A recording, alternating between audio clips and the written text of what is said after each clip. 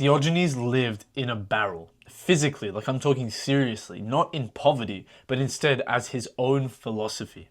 Diogenes of Sinope, which was 4th century BC in Athens, looked at absolutely everything his society considered as essential to a good life and systematically eliminated it from his own. Property, status, reputation, social conventions, the performance of dignity and morality. All of it he completely eliminated, not because he was unable to acquire those things, but simply because he understood with such clarity that some people will never even comprehend or choose to avoid, that everything you own also owns you.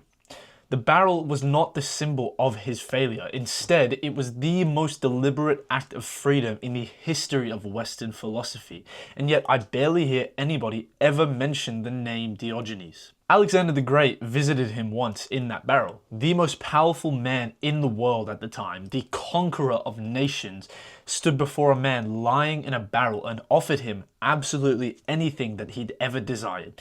Any wish, any resource, or the full weight of imperial power available to a philosopher who wanted and owned absolutely nothing. All Diogenes asked for was for Alexander the Great to get out of his sunlight. Alexander then reportedly said that if he were not Alexander himself, the greatest man in the world, he'd wished to have been Diogenes. And that exchange is my entire argument. It's supporting Diogenes' philosophy. The man, with absolutely everything to his demand, in one singular moment recognized that the man with nothing had something that he was unable to conquer, purchase, or replicate. Not wisdom, not in any sort of abstract sense, or not happiness in the sense of comfort or comfortableness. It was something much rarer and much more difficult for a real human to actually attain. He was not owned by or tied down by anything, any asset, any physical, tangible object. Most people will see that, read that, and feel some sort of agreement with it. Yes, maybe we are too attached to things in our lives, and yes, maybe materialism is empty, and maybe what actually matters in my life is the experience and the connection and the inner life and spiritualism and wisdom and blah, blah, blah, blah, blah.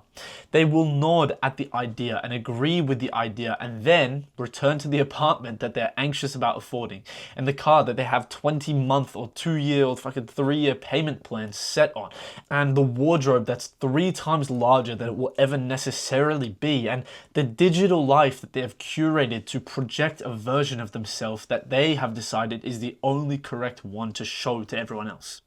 The agreement costs nothing for them because it stays at the surface level of idea in the mind. It doesn't go any deeper or any more uncomfortable than that. Diogenes was not interested or attracted to the idea of freedom. He was interested in the actual practice of freedom, of being free, of being tied down by nothing. And the actual practice of it required something that so many people are completely unwilling to do today.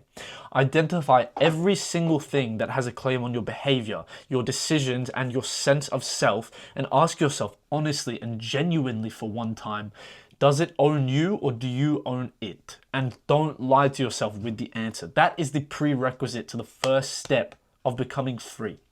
Think about it like this, right? Your reputation. Does it own you or do you own it? Do you make your decisions based on how your reputation will then be perceived, or do you make your decisions based on what you believe is actually correct or actually morally right?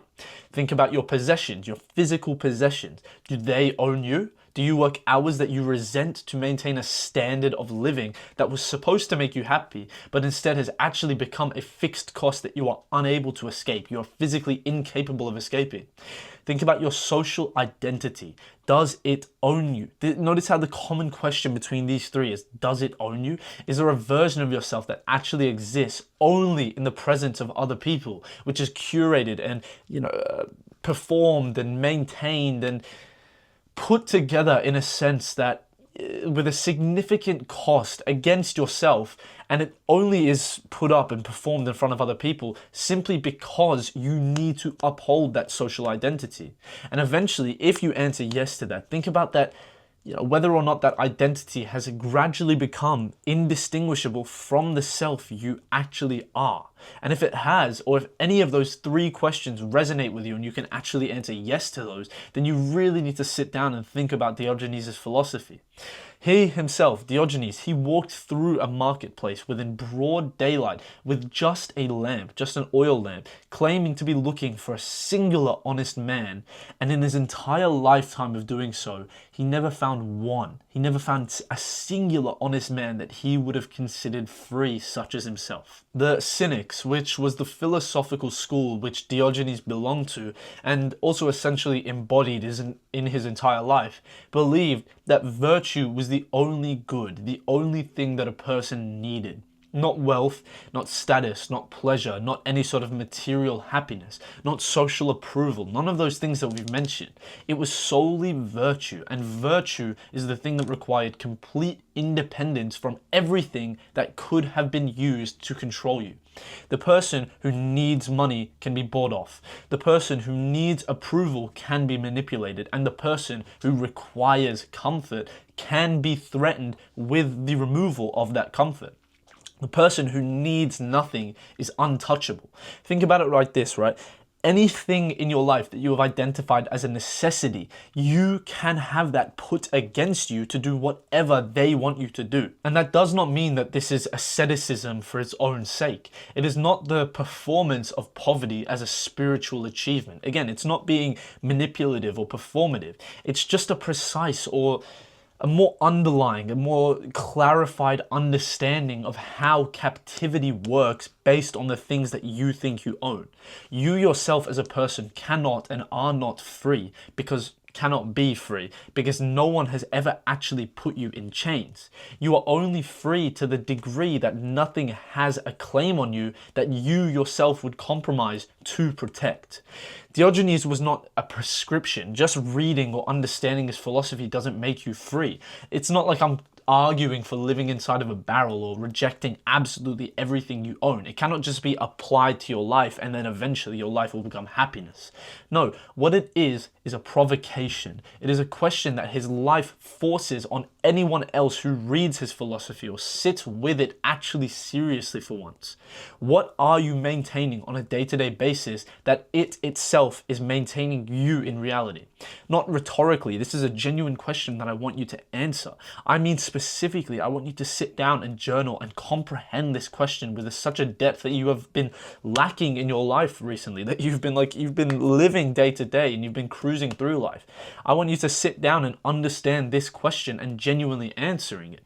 What is the singular thing that you would be most unwilling to lose? What is the standard of living, the reputation, the identity, the relationship, or the self-image, or anything that I've previously mentioned?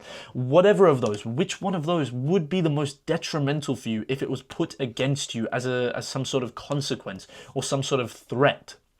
Whichever one of those that it is, if threatened against you, would cause you to act against your own genuine moral values, your own virtues, simply to protect it. That very thing, once you answer that question, you figure out that very thing, that is the singular sole item or material possession that owns you. Diogenes himself knew exactly what owned him and he got rid of it. That is how he became free. Now the question is not whether or not you are able to do the same as him, because everybody is capable. The question is whether or not you know what item or what thing is the very thing holding you back even yet.